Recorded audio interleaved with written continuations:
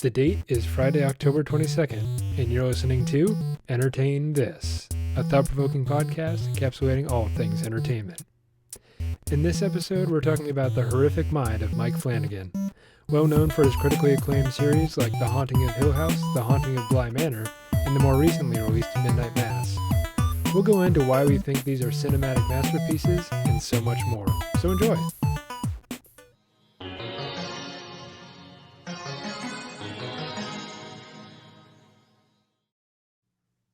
Welcome to your favorite show on the internet, encapsulating all things entertainment. You already guessed it. It's Entertain This. I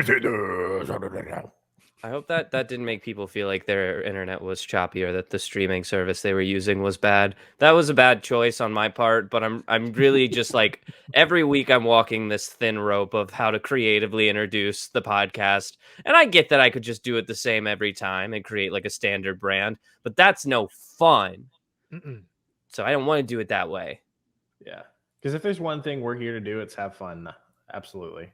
Yeah, absolutely. That's the only thing we're here to do. That's why sometimes we get things wrong. Sometimes we get things so wrong that I know in the future, if ever we have an audience that like tracks back our old episodes, there might be a couple of things that just shut our show down. Like we're a ticking time bomb at this point for the internet to destroy. Yeah, because when I say like we're here to have fun, we just happen to coincidentally sometimes make a good podcast. Yeah. We like to party. That sometimes is probably 3 out of every 100. We'll get Are you saying like we have yet to have a third We good have episode? yet to have a third good episode of the podcast, but maybe today is the day. Sure hope so. The month of October, it's been a while since I've given this spiel, but the month of October has so kindly gifted us a extra Friday. It really does feel like it's been almost a year since we've had this occurrence, but there are 5 Fridays in this month. So we decided a long time ago when we pseudo hired Chloe as our fact checker that anytime I say pseudo hired because we don't pay her, but we also don't get paid. So she's at the same level that we're at. But we decided that the 5th month or the 5th Friday in each month, not specifically the 5th month, would go to Chloe so that Chloe could host an episode on something she liked. And it just so happened to also fall in October, which is, of course, the spooky season. And if there's a fan of spookiness, it is Chloe Price. Welcome, Chloe. Welcome. Hey guys, what's up? Yo, Do we have to do your intro? Or are you gonna fact check? No, she's not fact checking, dog. No, Not today. Not today. Okay. I didn't do it last time either because I just popped in for fun. That's okay. I edited and post. Well, thanks for having me on. I really appreciate it. As Alex said, I'm a big fan of the horror genre. If you know me, you know that I love horror movies. Why you like this? Do you know, not that's a like great scary question. movies? Nope. Nick, you Sorry. don't like scary movies? I don't like being scared. Why? Why are you some kind of an idiot? Yep. Wow. Okay, well, I can't. I don't like particularly stomach the more gruesome series like Saw or anything David Cronenberg makes, but just something about stories about monsters and outcasts and small town disappearances, abandoned hotels, being haunted by ghosts, whether they're real or imagined, it appeals to me. Yeah. I find that contemplating my own mortality is comforting in a way. I get that. I get that. We all have to battle demons, real or imagined, in our lives, and I just kind of feel like horror braces us for those battles. And I think that a man named Mike Flanagan would agree with me. Now, Mike Flanagan is the creator of a lot of things, but what I'm talking about today is 3 very popular limited series on Netflix: The Haunting of Hill House, The Haunting of Bly Manor, and his newest release, Midnight Mass. Now, he's also directed or wrote or worked on the technical side of lots of other movies and TV shows, but his one constant is horror. Everything he works on is within the horror genre. So I was really drawn to his stuff. I don't know if you guys have seen like any trailers or like Netflix ads for his shows, but It was really popular a while ago. Yeah, Hill House definitely made a big impact on the internet. And I think it's because he understands the art of terrifying storytelling without being like heavy-handed or like grotesque. And he really values character creation, which is something I value because he makes these characters that you feel like you already know. So a little side thing, because that's what I'm good at, is pulling the podcast away from the actual topic at hand. I Googled Mike Flanagan because that's what I do when I hear celebrities' names, to be like, I want to know what this person looks like. And he's almost definition. There's been this thing going around the internet where it's like cute, wholesome people make the darkest fucking art, and then the cutest, wholesome art is made by the darkest fucking people. One of the main examples was like there was this anime that was like all in black and white, and like the only other color's red, and like it's these twisted figures with many different faces, and it was made by this like wholesome little Cheerio bean, just like popping around. All the pictures are like of him dancing and like smiling and like anime cons, and he's like doing the faces and stuff. And then it showed a Studio Ghibli artist, and he's like smoking a cigarette, and he like looks like just sad with his life, and he's like, everything is a fucking void, nothing matters. Yeah, that's Ghibli. Mike Flanagan is the bubbly, jumping around, like everything's great. Like you look at him and you're like, what a cute little guy. And then he's very unassuming. And then you see the stuff he does, and you're like, oh no. There's something wrong with him. My neighbor Mike, he mows the lawn every so often and comes over to say hello. Just looks like a guy that lives next to you. Like he kind of looks like what I expect Nick to look like at my funeral. At your funeral? Yeah. When do you plan on dying? I don't know, but I guess when you look like this, I'll start worrying. After you go bald, he's gonna die. It'll happen. Yeah, it's inevitable. The loss of your hair will kill me. It'll kill me too. Trust me. No, I'm sorry, because I was laughing earlier because you said The Haunting of Hill House, and all I could think of was Hank Hill and Bobby just.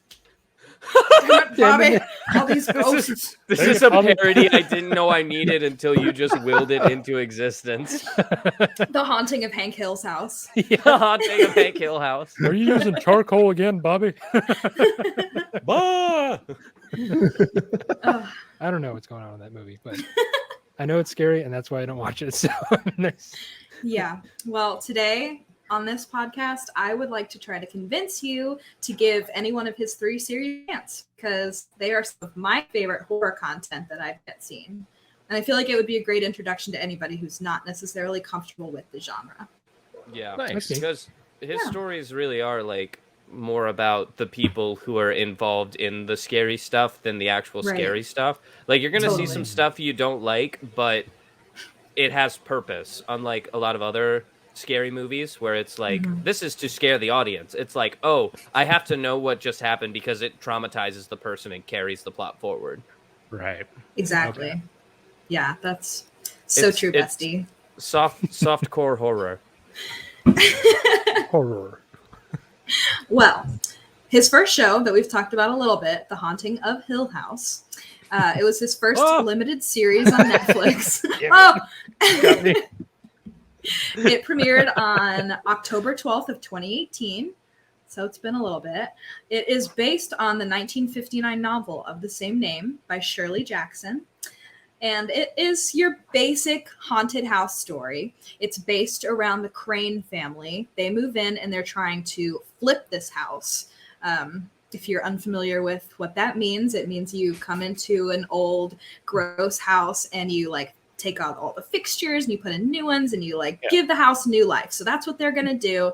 And then you rent it to some millennials and you do it to the next house until you are a wage stealing landlord. Yeah. Well, you're not wrong. But this family is just like hanging on by a thread. Like all of their money is in this house. So it's not like they have anywhere to go. So the Crane family, when they move in, they start experiencing, lots of paranormal shit. The kids start seeing stuff and hearing stuff. And the mom, who is very sensitive, she starts, feeling like things are not good. So the dad is Hugh. The mom is Olivia. They're played by Henry Thomas and Carla Gugino, respectively. Those names will come back up because something Mike Flanagan loves to do is recast people in new roles and let the actors, reinvent themselves, which I think is really neat to see really talented actors kind of, branch out in every new series. So there are 5 kids: Stephen, Shirley, Theodora, and then 2 twins, Luke and Eleanor. They call her Nell. And there are some other characters, like there's a groundskeeper, his super religious wife, and their young daughter.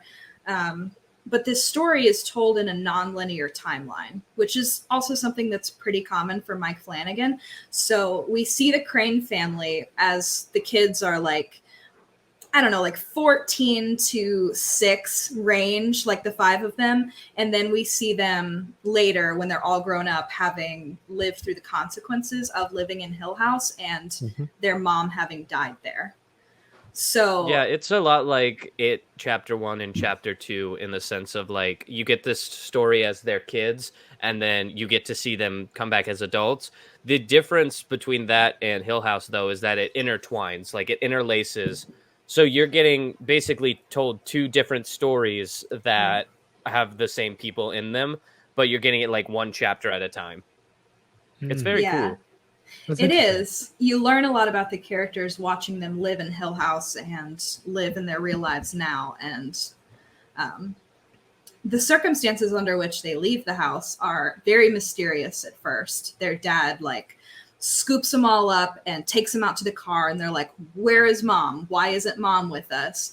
And he just, carts them off to a motel. And then he comes back and he's covered in blood. He, leaves them there for, 48 hours, doesn't he? Yeah, well, I think it's like, what was going on while we were at the hotel? Right. And he's like, "I'm so sorry." So he doesn't really ever tell them. So us as audience members are also left wondering what the hell happened to the mom and why are these kids so traumatized? And each sibling is kind of individually tormented by their own ghost or their own demon, except for the oldest, Stephen. The story, I would say Stephen is kind of our protagonist here. He had never seen a ghost in Hill House. He was the only person in the Crane family that never had a paranormal experience there. And when they move out and their mother dies years later, he writes a book about it, which totally estranges him from his siblings. They're all pissed. They're like, "How could you air our dirty laundry for the entire world?" And in the first episode, we get to see Stephen when he's all grown up. He sees his first ghost. I won't tell you who it is. I'll let you figure it out on your own. But the other siblings, the next oldest is Shirley. She is haunted by memories of a litter of kittens that she finds in the barn that then die inside of Hill House. She's also haunted by the ghost of her mother. Kind of a double whammy there. The next oldest daughter is Theo. She has the ability to touch people and sense their memories. So when the dad is dragging them out of the house, he picks Theo up and she suddenly has this image of her mother being forcefully pushed against the wall. And she's like, "What the hell, Dad?" So, then he doesn't tell them anything and she's just left to wonder, did he do this? Is he at fault for her death? Something interesting about her that I like is that her touch memory powers, she doesn't control them. It's inadvertent. If she touches something, she'll get memories from it. And because of that, she's super standoffish as a character. That trait has developed who she is, so much so that there are multiple times where she starts screaming, "Don't touch me. Don't get near me. Don't touch me." Because when people touch her, all of these feelings are forced into her. She actually wears a pair of satin gloves all the time to keep things from touching her skin so that she doesn't have these outbursts. Right. There's a very sweet scene where her mother gives her a pair of gloves and she's like, "My mother was like you. When she would touch people, she would sense things. So if you wear these gloves, then it's up to you when that happens. You can make that choice by taking off the gloves, but when you're wearing them, it doesn't have to happen to you." So she's a super interesting character. I'm not sure she ever gets hugged the whole series. I wouldn't want She that. needs it. Yeah. Don't touch me. And then the youngest are twins, like I said, Luke and Nell. Luke is haunted by this tall man in a bowler hat and a coat, and you never Slender really Man. see his face. he does have does. Slender Man vibes. For sure. Yeah, but he floats like a foot off the floor. Nope. And Nell, the youngest, is tormented by a ghost named the Bent Neck Lady. And Oh, I love that. Yeah, when she's really, What a really young, character. she Tell me first more. starts seeing her at the end of her bed, and she flips out as any little girl would, seeing Right. some woman with a broken neck at the end of her bed. But her family doesn't believe her. They're just like, you had a nightmare. Sometimes nightmares can feel so real, they'll spill over into real life. And That's the trauma she deals with, is this gaslighting that her nobody believes family her. is putting her through. Yeah, so Nell's definitely the most tortured. So over a span of 10 episodes in this limited series, you watch the Crane family recover from their mom dying, recover from divorce and addiction and, family gaslighting, and they reform their relationships in a way because they've all been hurt by each other and hurt by the house, and it's really beautiful. I do recommend it. It's a great first impression for Mike Flanagan and for his horror series in general. Any other thoughts, Alex? I know you've seen it too. His capability of, because the source material was mostly about that first experience, he added in the years later thing, I believe, or he definitely added in half the story. Which half I'm a little foggy on. It's been a while since this has been mainstream conversation, but he added in a good chunk of this story, though he took inspiration from the book, and his ability of keeping horror a mystery is what's really impressive about the stuff that I think he does. And Hill House is the perfect, here's exactly what I'm talking about situation of that, because it almost feels like a haunted whodunit. You're trying to figure out the whole time you're unraveling these mysteries. What happened to the mom? What's up with these kids? Why does this woman not like being touched? Who is the bent neck lady was a huge one that when I figured it out, I didn't figure it out until Mike wanted me to figure it out, which is nice because I often find that I'm figuring things out too soon. But I didn't figure out who the bent neck lady was until Mike wanted. And when I figured it out, I was like, no! I went back and rewatched that scene 5 times, just oh my God, this cannot be happening right now. Yeah. And the symbolism and the way that he talked about trauma without stigmatizing trauma is huge. Especially because in the horror genre, it's so easy to make trauma this ever-ending demon on your back, and addiction, because Luke is in and out of rehab for the whole series, and that obviously puts a strain on his relationship with his siblings and his dad. But he's scarred and he's haunted, and he has this connection with his sister who's also haunted, and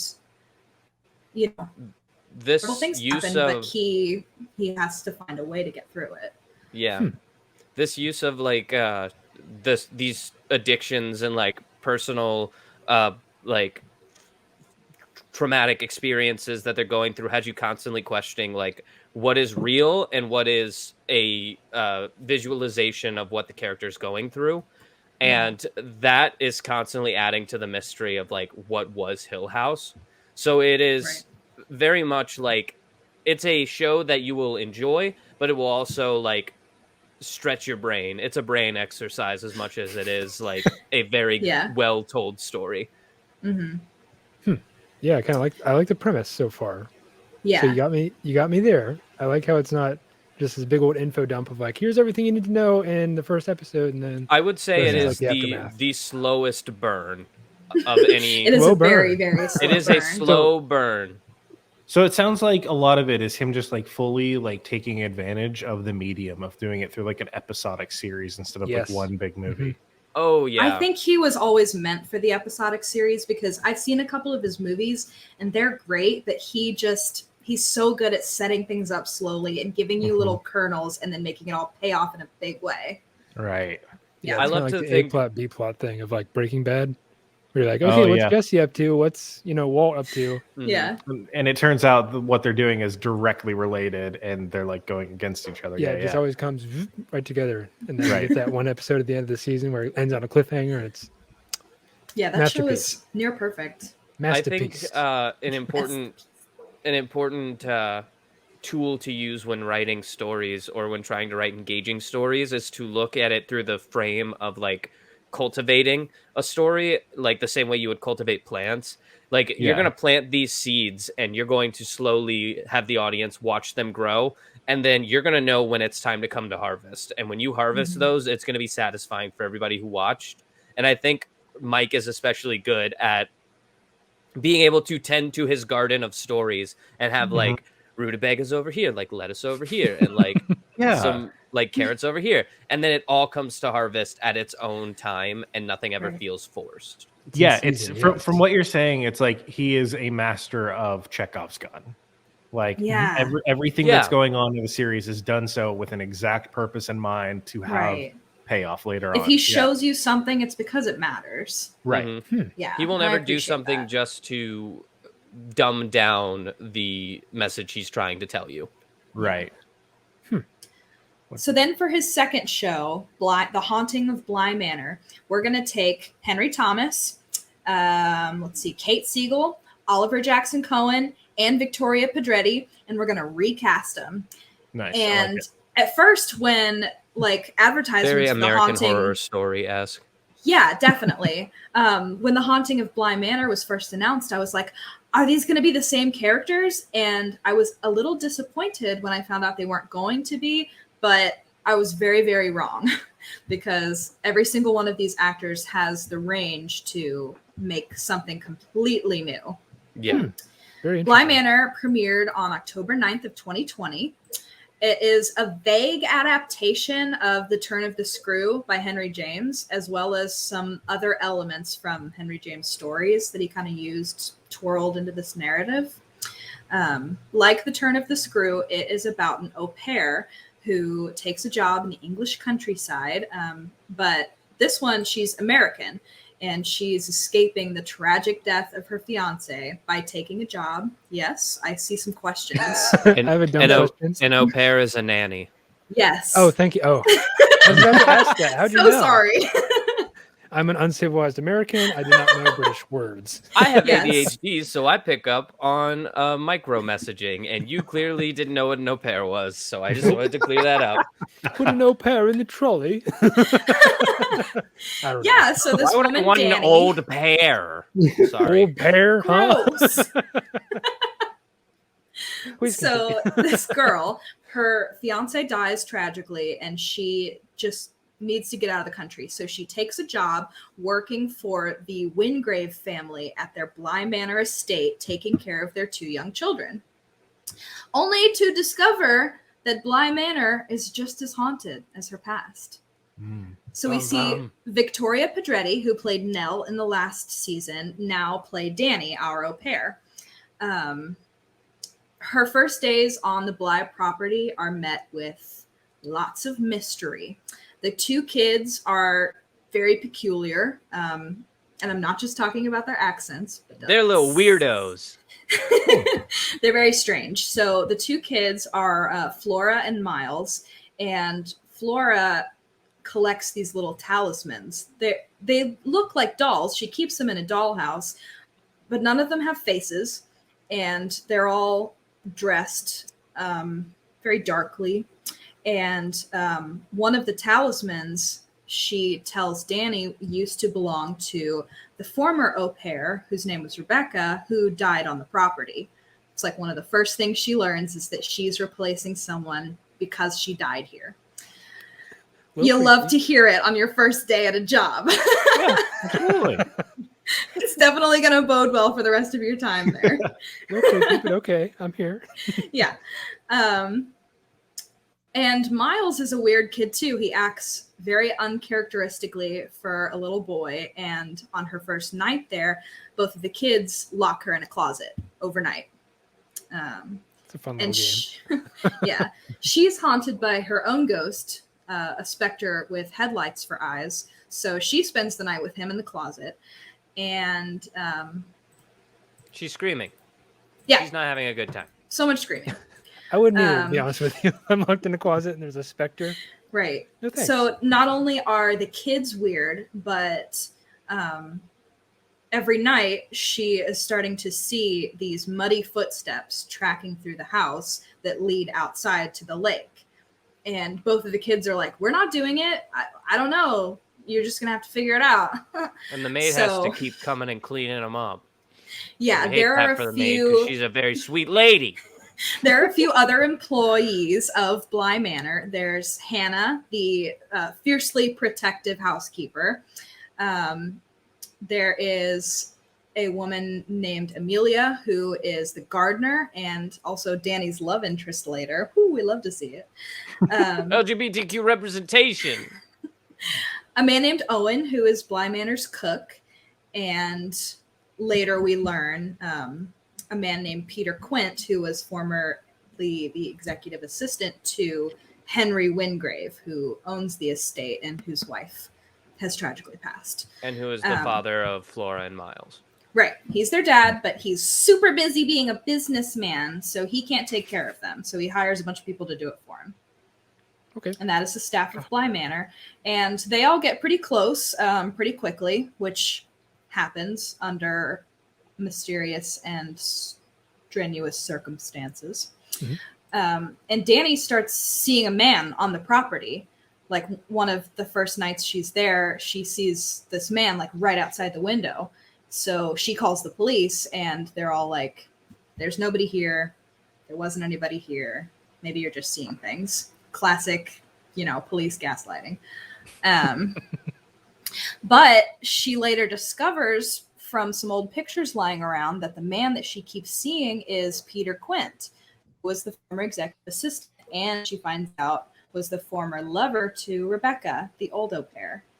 So there is some drama there. The basic story with him is that he was supposed to run off with the old housekeeper. Or no, the old au pair before she died, but he disappeared and then she died. And basically they're like, he killed her and then he ran off with the money. And now he's back and he's wandering around the property and they're like, what's going on? Yeah. So creepy. Does he come back to prove his innocence? Does he come back to kill again? Who's to say? But this is another great example of Mike Flanagan setting cards up so that when they fall, everything begins to make a lot of sense. But one element that I do want to talk about, it's kind of a spoiler, but since you haven't seen it, I feel like it won't wreck anything. I'll forget it by the time I do see it. Yeah, probably. Same here. A new element that he kind of introduces to this series is the idea of possession by a spirit. So, in Hill House, they were all haunted and tormented by these spirits, but in Bly Manor, these people who are dead, Rebecca, Peter, are able to inhabit the bodies of the children and make choices through them. To the detriment of all involved. Right. And as it does. Right. Possession is rarely a good thing. No. This is the nicest form of possession that I've seen though. It's not like oogie boogie spooky scary possession. It's like, hey buddy, you and I are going to be on a team and I'm going to sometimes use your body. And I think even in this case, Mike Flanagan made a clear rule that there has to be consent with possession. If you're going to be possessed, you and the ghost have to come to this agreement that it's going to happen. Or else it doesn't take. Or else it doesn't work. They don't bond. Which is it's a lot harder of a plot to go with than it has superpowers. It's just going to take you whether you want it or not, because it lends itself to the ghost actually having to be a character with motivation and like have to have this like nice side as well. So something we see is Peter forming this relationship with Miles, the young boy, trying to like be his friend and understand him. And then when he comes back as a spirit, he's able to more easily convince Miles, like, hey, I need your body. I have some business that I have to do. But unfortunately, once Peter takes over his body, he does some shady stuff. Yeah. And Miles doesn't have any control over that. So yes, he consents to Peter entering his body, but once he's in there, Peter can do whatever he wants. So I love this whole idea of creating a system that requires even like the evil spirits, the evil ghosts, to be multifaceted. Like they can't just be like, I'm evil, stab. Yeah, exactly. Hey, is it cool if I shove this knife in you, or? Yeah, I would even argue that there are no evil spirits in Mike Flanagan's universe. They're just misunderstood. They're only like people who just so happen to be dead, who have their own motivations, and you have to see what they're willing to do to get those motivations. Because once you frame their actions in the span of like spiritualism and like the idea of like infinity for a ghost, it's like I'm sure a lot of their decisions become a lot more like, you know what? Morality is different when you're immortal. Yeah. I think that this series actually questions what happens if you are a ghost for too long without moving on. If I remember correctly, like they actually do put a ticking clock on the spirit. Like if you don't do so such and so, you lose who you are and you just become like this walking husk of like spiritual energy. Which is a super interesting concept. Another thing that I want to talk about Bly Manor, and Chloe, you might touch on this, but I'm just going to bring it up, is and with it was with Hill House too. There is this clear separation between the traditional pop culture understanding of a ghost and what Mike Flanagan does with the idea of a ghost. That being like, if you think about like Paranormal Activity, for example, or like The Conjuring, ghosts are these like spooky, scary, evil, like only want to like they don't care about the living. They just want to like protect themselves or their eternity, or like they don't understand what's going on. Or they just want to kill, like, aggressive, or like or they're demons and they're bad. And I think Mike Flanagan does a better job at humanizing spirits. And he does so well to even have you question like which of these characters are alive and which of these characters are dead. Like I don't know who is a ghost and who isn't a ghost, and I don't think they know either.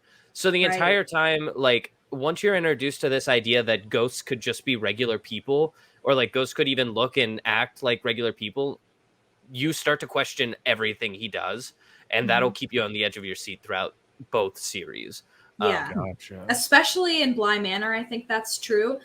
Everything is kind of called into question whether it's real or not, like whether Danny is just hallucinating.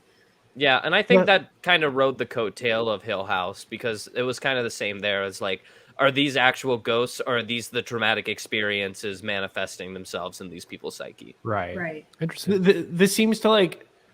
So I personally don't like horror movies, not because like they scare me, but because like. Okay, Michael. No, sometimes they're real bad. Yeah, well, sometimes they're really bad, but a lot of the times the issue I have with like horror movies in general is like I know I'm going to go see a horror movie. So I'm like constantly on the lookout for like what's going to be scary, what is going to be like, how are they setting this You're looking to be like, scared. Yeah. Like I'm operating under that expectation, so I'm not like actually enjoying the movie. I'm just like I feel like I'm trying to like look for a needle in a haystack the entire time. But with these series, you are so engrossed in the story and the people that the scary stuff is just intertwined, and it takes you so much more by surprise. I will tell you, there are still those crunchy moments throughout the series where like you'll see something you don't expect, or like you'll get a like jump scare randomly. Like those happen, but happens. like I said at the beginning, like they happen because it counts as representation of the trauma that the main protagonist that you're following is going through. Yeah, it has purpose. It's like you're jump spending... scares have to be earned, you know? Yeah, exactly. Like a jump scare should be like the crescendo at like a 30-minute long musical. Like it, right? It's Instead not something where it's like yeah, gotcha. Yeah, it's like 5 seconds of like music, and then all of a sudden, yeah, right. Yeah.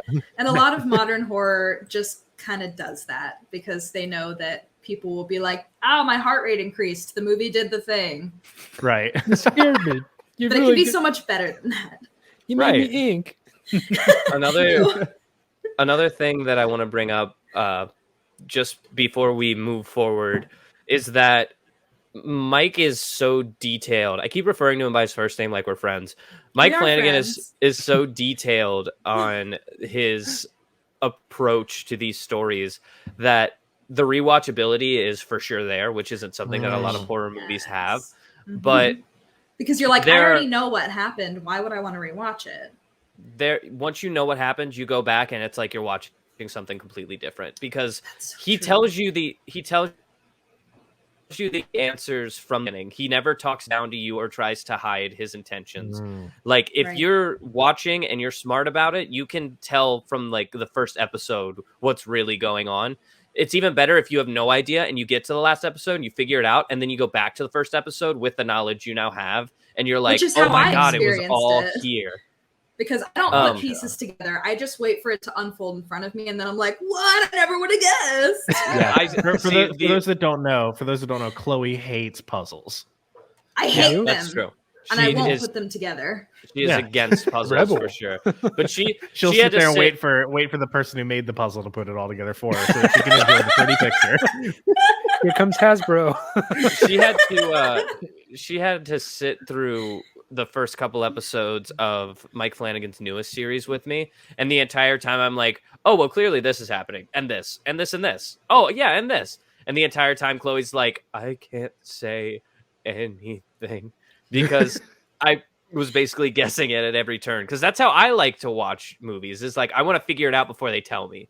It feels like an escape room to me where I'm trying to get out before the hour mark hits. Right. Like when it happens, I instead of being like, whoa, I want to be like, yes, that makes sense. So that's how I watch that's a great segue to talking about his third series, Night Mass. It's premiered on September 24th of 2021, so like less than a month ago. Yeah, Alex, we're hitting while the iron's hot, series? baby. Absolutely, I haven't. I'm on episode 6, so please nothing past episode 6. You got it. Well, I'm hoping to make this a fully spoiler-free episode. I tried doing that about Bly Manor. Yeah, and I tried doing that last week. It's very difficult. There's plenty of stuff that happens in Bly Manor that I did not even touch on. Oh, yeah. So, that's the thing. They're so detailed. Like I couldn't possibly tell you everything that happens. We could do separate episodes on all 3 if we really wanted to get spoilery about it. Ooh. Yeah, but I'm just trying to convince you to watch them. And one of the great parts is trying to put these pieces together. So Midnight Mass, what Alex said was completely right. Watching this for the first time versus watching it again, there were so many things that I was like, he tells you from the very beginning what his intentions were, and I didn't know because I didn't know yet. But this story is about a small isolated island community called Crockett Island, whose existing divisions are amplified by the return of a disgraced young man and the arrival of a charismatic priest. That excerpt is thanks to horror writer John Squires. Shout out, love your website. This story, Midnight Mass, is very, very personal to Mike Flanagan. This is a story that he has been wanting to tell for years. Flanagan himself was an altar boy in the Catholic Church, and he has admitted to the media that he is a recovering alcoholic of 3 years. So elements of this story about a small island community wrapped around a Catholic church, And our main character, Riley, who is a recovering alcoholic, is all very, very personal for Mike Flanagan, and I think it shows. It doesn't feel like a spoiler because it's like one of the first things that you see starting the show, but Riley actually, he was in a drunk driving accident where he killed a teenage girl. Ooh. And that's how like the series starts. And he survives, and as he's laying there, he's like, she's going to be okay, right? And they're like performing CPR on this girl. And the EMT who's working on him says, or he like starts praying for the girl because he comes from a really religious background, this island that's super religious. And the EMT says, hey, while you're talking to him, will you ask him why he always lets the drunk idiots like you live and always kills the kid? And then like that sets the tone for who Riley is for the rest of the series. It's like, because he completely falls out of religion in the 4 years that he's in prison, before he gets put back on the island in the first episode. And he's so that's like, the very first thing you see is his trial, his incarceration, and his returning to the island as like a disgraced man. Right. So imagine entering this super religious island where it's only like these 100 people who know you, you know them, and they know everything about you. And they're all just like, I'm going to pray for you. I'm going to pray for you. And like, you've come to the realization that you don't believe in God. Yeah. They always say it like that too. Like, I'm going to pray for you. You'll be in my prayers. Yeah. So thank you. Doesn't really do much for Riley because he came out of prison an atheist.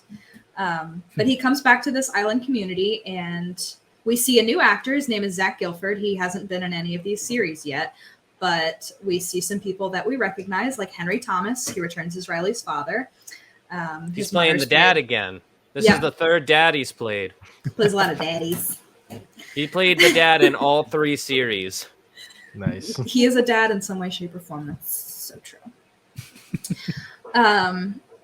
So it's Riley, his father, his mother, and his younger brother, Warren. And this is a fishing community. They mainly live off of the fish that they can catch out of the surrounding ocean. So his dad and his younger brother, Warren, run a fishing boat. And when Riley comes back from prison, he's kind of, he takes up working on the boat as well. We see Kate Siegel return as Erin Green.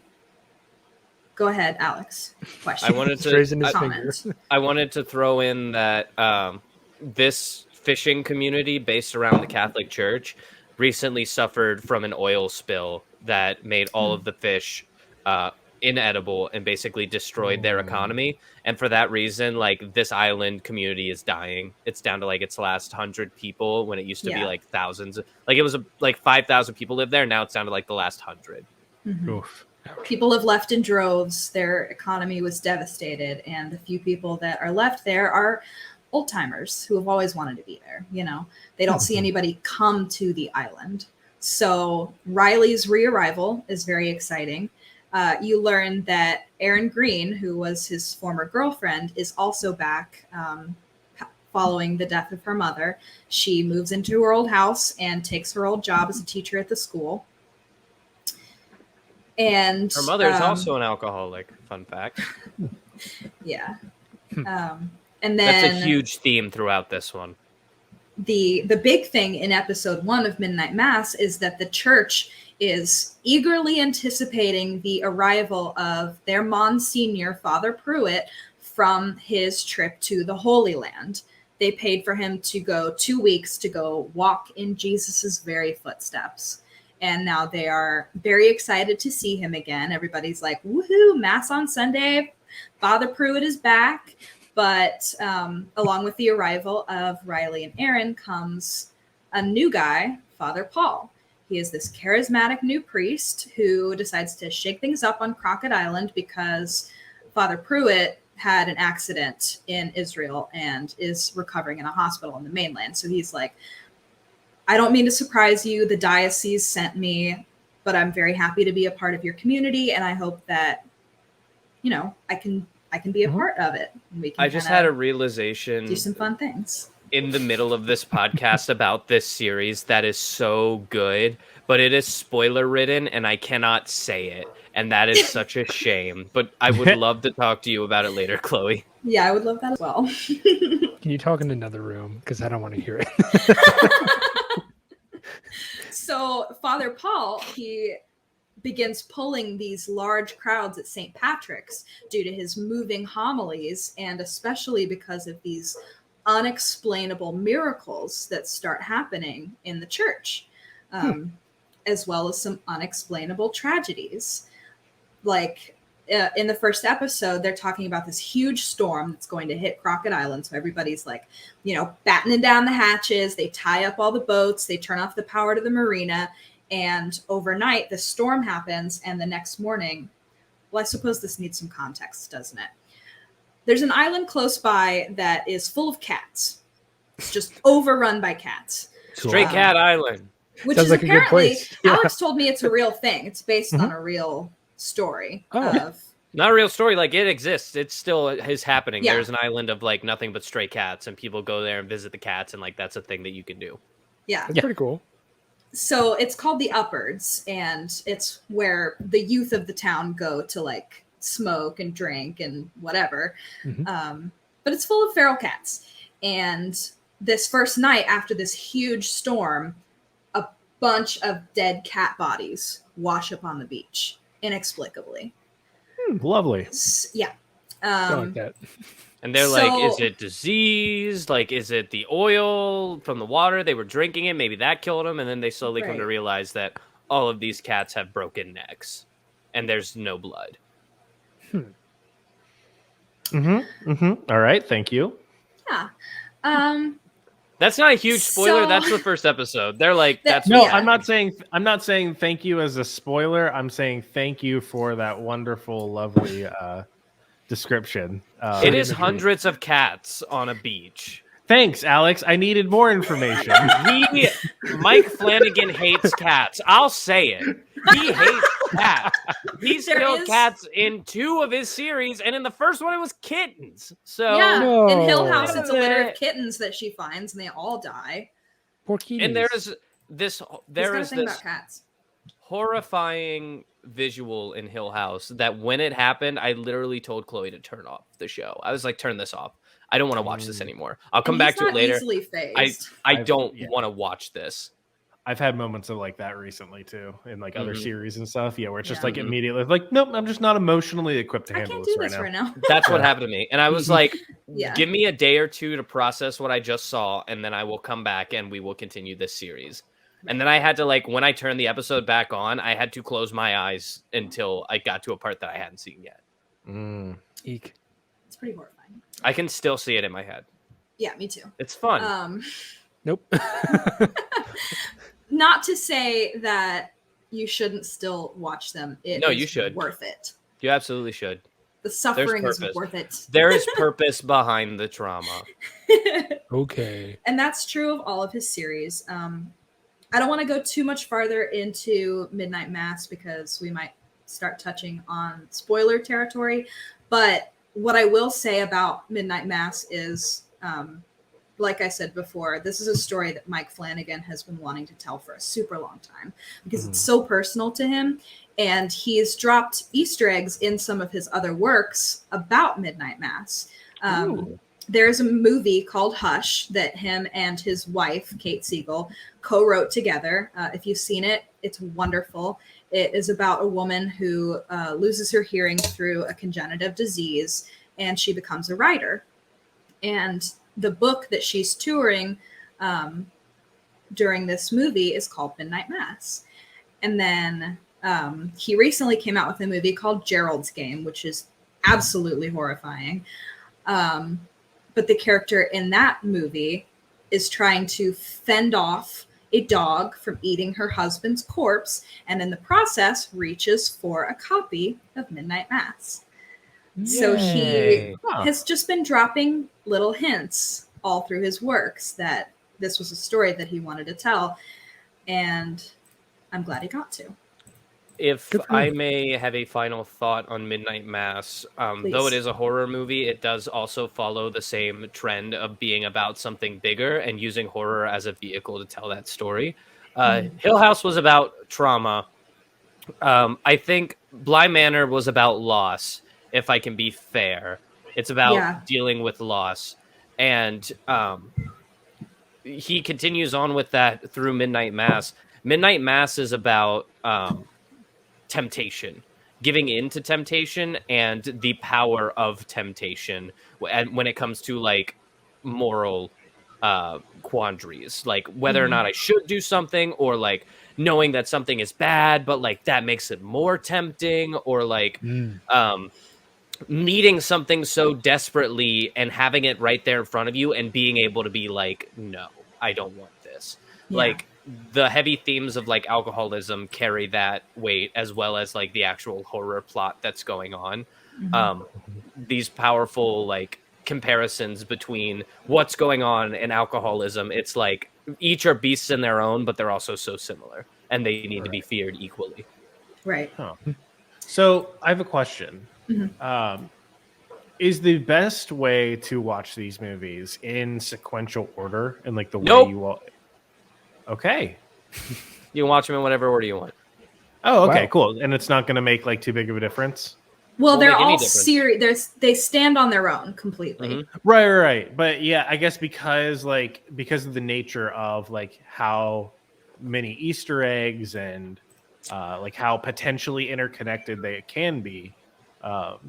Okay, so you can watch them in whatever way, and you're going to get the same level of satisfaction. Absolutely correct. Yeah, okay, you're not going to watch Hill House and then go watch like Midnight Mass and be like, "Oh, hey, that's a reference to Hill House." They don't do that. Right. They're like standalone on their own. So like you can watch Bly Manor, watch Hill House, and then you can watch Midnight Mass, and it really won't matter. All right, I have one more question. If you had to rank them, how would you rank them? Like, which one's best? Which was the middle? Which one's the worst? Top 5 Mike Flanagan movies series. I know my order. I think that for me, I would go Hill House, Midnight Mass, Bly Manor. That was my order. Nice. Same order. Now we know. They're all fantastic, but I think Hill House is the one that stuck with me the longest. Midnight Mass is the one that kept me the most on the edge of my seat the whole time. And I think Bly Manor was also good. It's so good. It's just that it's a bit more about like death and grief and loss, and it's a bit more of a slow burn whodunit, like for the story of Bly Manor and what's happened to all these people. I would say it's softer somehow. I would say, and it's not just because of the lesbians. Okay. Nobody said that. I did. Someone had to. I know that somebody's going to listen to this episode and be like, she's just saying that because of the lesbians. Now someone for sure will. But I would say that Midnight Mass and Hill House both do a slightly better job at including the audience in on the story. You feel more connected. You feel more a part of it. You feel more like you're there. While I would say that Bly Manor feels like you're looking through a window into somebody else's world, and you're just like watching what's going on. Yeah. I would agree with that. Yeah. Because I think that Bly Manor focuses way more on the singular narrative, because you're just following the au pair's story and her journey, and she's figuring stuff out as she goes. And there are other characters that have their own plots, but it always harpens back to that one character. Terms of a non-linear storytelling, there's only one episode that actually goes back in time. Yeah. In terms of like Hill House and Midnight Mass, you get like 8 different stories all happening at once. They're not hard to follow. They're just all are being given equal attention as you're watching these things develop in front of you. So you feel like you're a part of the story because you're getting it from all angles, which is a lot nicer. I don't think there's a whole lot of time jumping in Midnight Mass. I'm pretty sure that's like strictly linear with like storytelling flashbacks, but that's always narrated in the present tense. But you're still able to kind of keep up with all of it. Right. Gotcha. So Mike Flanagan he loves to touch on a number of themes with pretty much everything he does. Evil, death, dreams that haunt you, family, addiction, painful memories or flashbacks, religion and how it can play into your fears and how you kind of picture your own morality, and ghosts, whether they be real or imagined.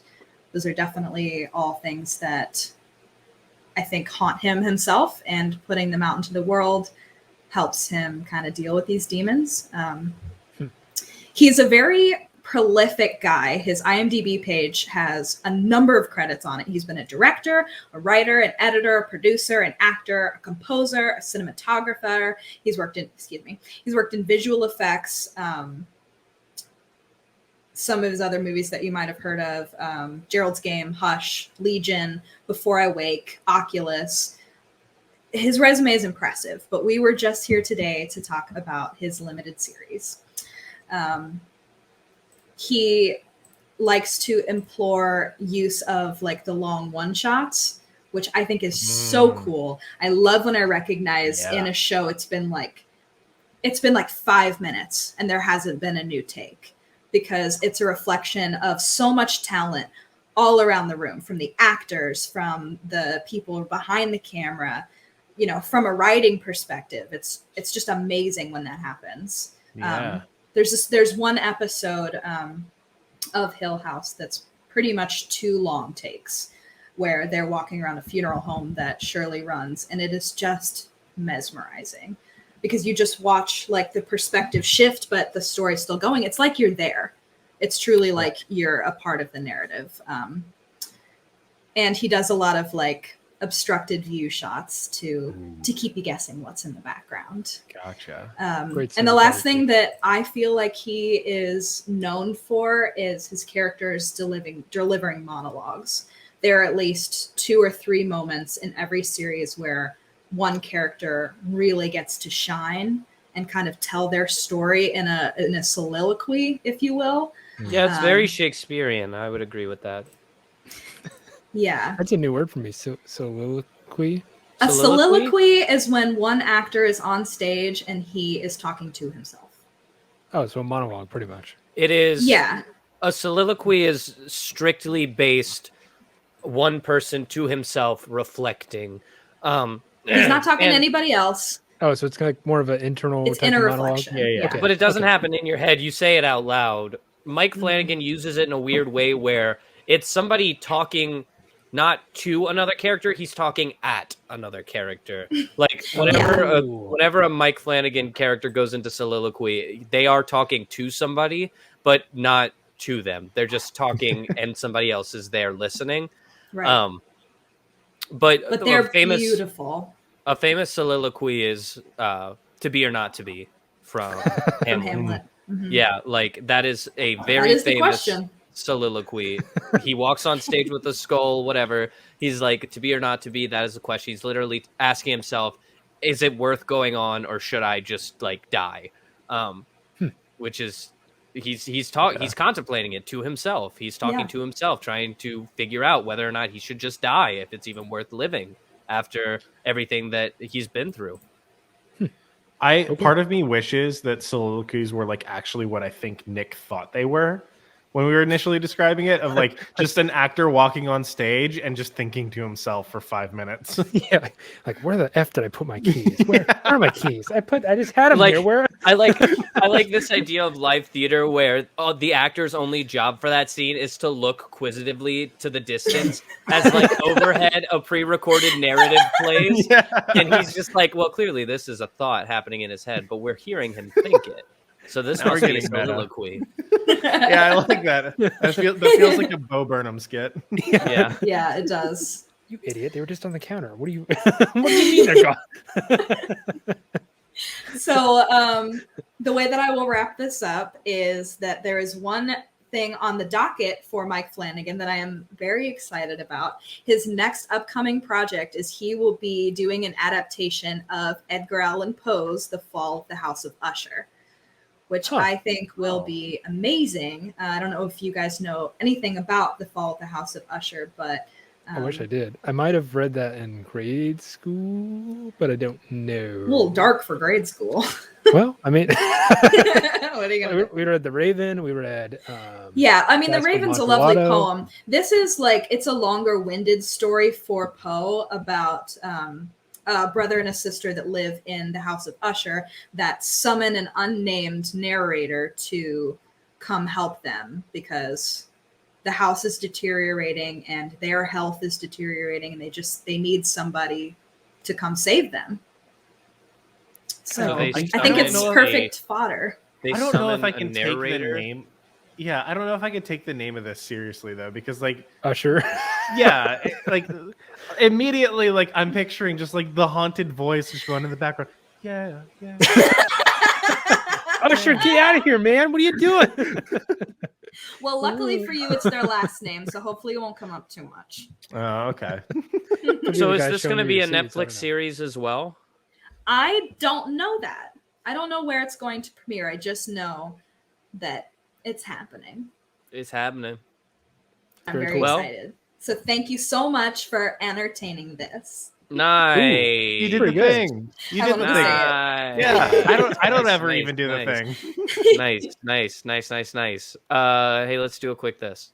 All right, cool. Just gonna throw it to real quick. Can I mention the best one shot in movie history is the entire movie called 1917? Yes. If you've seen that. No, I haven't seen it, but I know what you're talking about. You should go see it because it's just the camera's rolling like throughout. I only think there's like one or two places where you can say, "Oh, that's a cut." Right. Yeah. False. Birdman. Next. Let's get started. Birdman is insane. Birdman is actually one continuous shot, very purposefully done. There is not a single place in that entire movie where it feels like a cut. Yeah. What's that movie about? A Birdman? It's about Michael Keaton is he used to be this superhero named Birdman, but now he's a bit of a washed up guy. He's currently performing on Broadway. All of his relationships are estranged.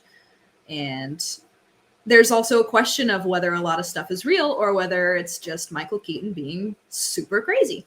Yeah, it's the prequel to Spider-Man Homecoming, where he turns into an evil Birdman. I'm going to start your goddamn timer before I kick your butt. Can you verify that? Resident Spider-Man expert? Go! Yeah. All right. No segue. Yeah, I love it. The coldest of opens. It's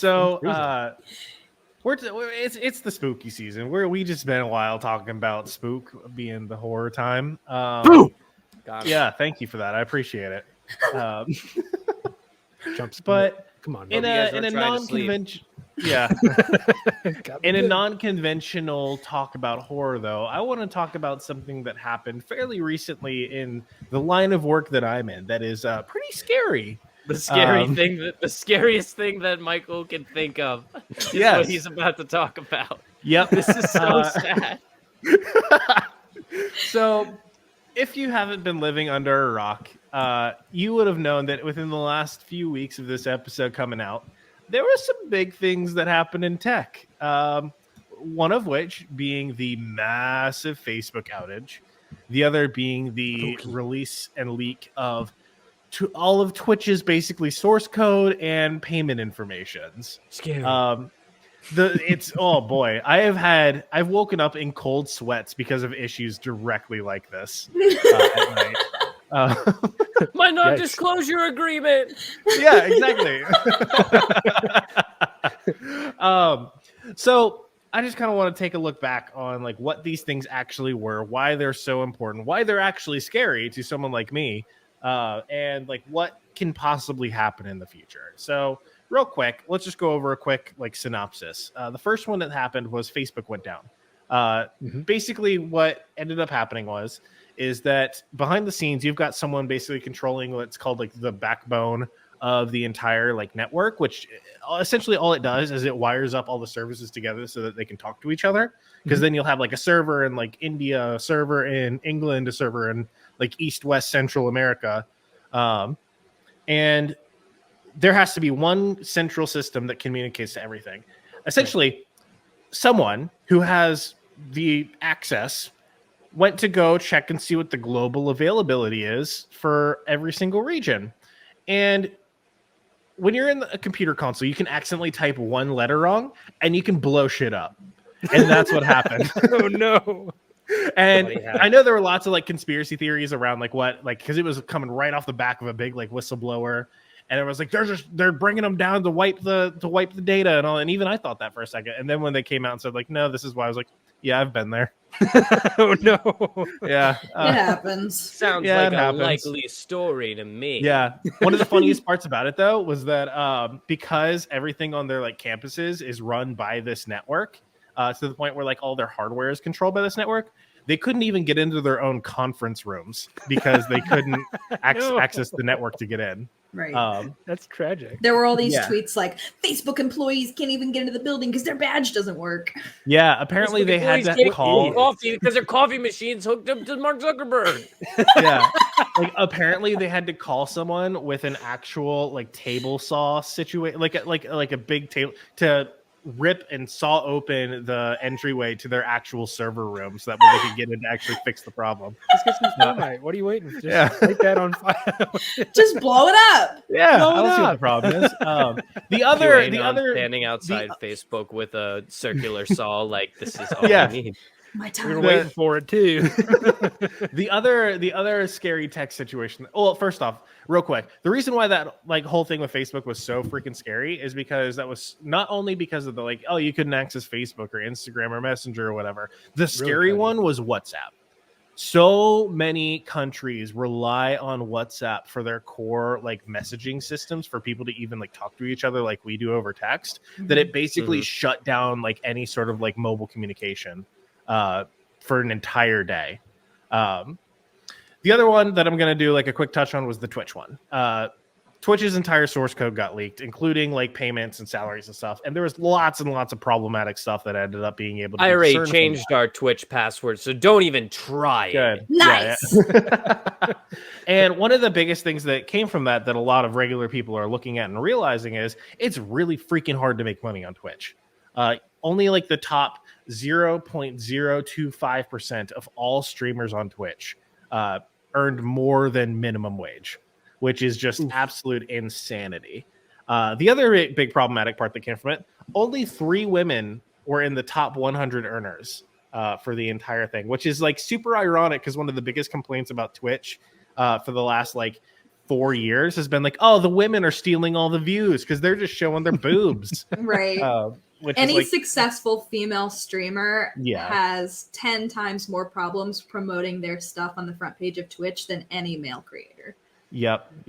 But yeah, and like I think I can speak a little bit more to this one because I've been inside of like, so I, as context, and this is not violating anything, I checked. So I previously interviewed. I previously interviewed at Twitch a long time ago, about 2 or 3 years ago, and I previously worked at AWS. Why do I say that? Amazon owns Twitch. AWS is part of Amazon. In fact, it controls all the website stuff, and it really kind of goes to show just kind of like how shitty of a situation it's all in. Everything is just like ready to blow up at a moment's notice. And the funniest part about the Twitch one was it was able to be found by a random hacker on the hacker known as 4chan. Oh, yes, him. Yeah, because someone as a joke found out that they could change the images for the like game directories on like the Twitch browsing page to pictures of Jeff Bezos. And someone much smarter than them came in and was like, wait, you can touch that part? Oh, I'm going to blow it all up. You can touch all the parts. Yeah. So I love the fact that like this like big reckoning came from someone just trying to basically do a shit post on twitch.com. Incredible. Yeah, that's where all the great hacks come from, is trying to ship those. Yeah, but the big scary part is that like literally either of these things can happen so easily for any place, and most people have no idea.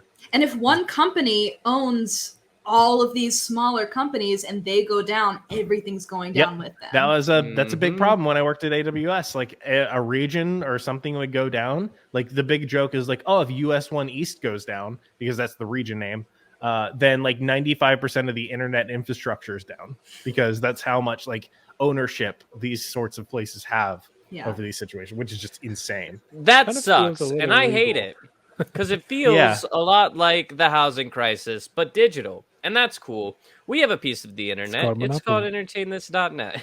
Nice segue. I liked it. It was a lot better segue than into my quick this.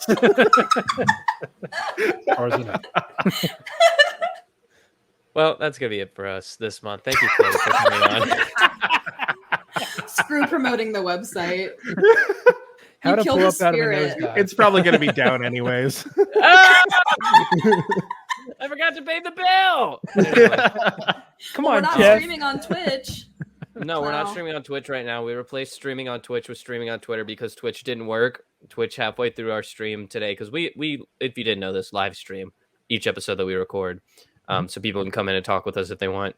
But we switched to Twitter, so now we're streaming on Facebook, YouTube, and Twitter, which is fun. That's something new that StreamYard just added. Anyway, thanks, Chloe, for coming on and talking to us about Mike Flanagan and all of his stuff that he do. Yeah, thank you. With his lovely wife. It was a lot of fun. She's lovely.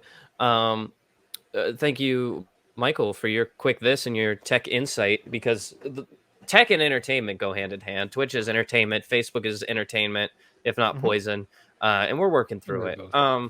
So thank you guys so much out there for listening. Thank you, Nick, because I didn't thank you already. And you're here, and thanks for being here, you're doing the Nick stuff, which is cool. I don't want to know what that is. Fair enough. Loving trains. And thank all of you at home for listening. Entertain This is brought to you. Thank you.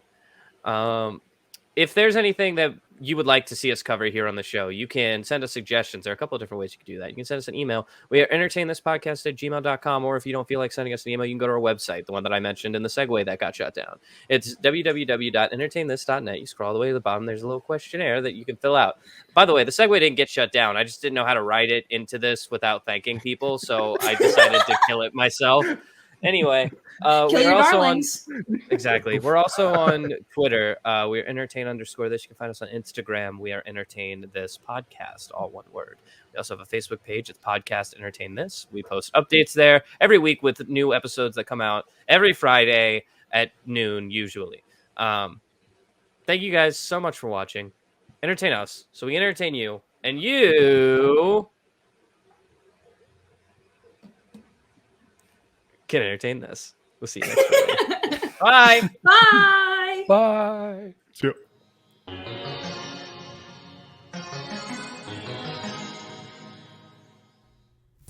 This episode of Entertain This was written by Chloe Price, who is also our fact checker and showrunner. Additional commentary was provided by Nick Mustakangas, Michael Savoya, and Alex Steele. Our theme music is Vegetable by Aaron Spencer, with interstitial music by DJ W. Tune in every Friday for new episodes, and thanks for listening.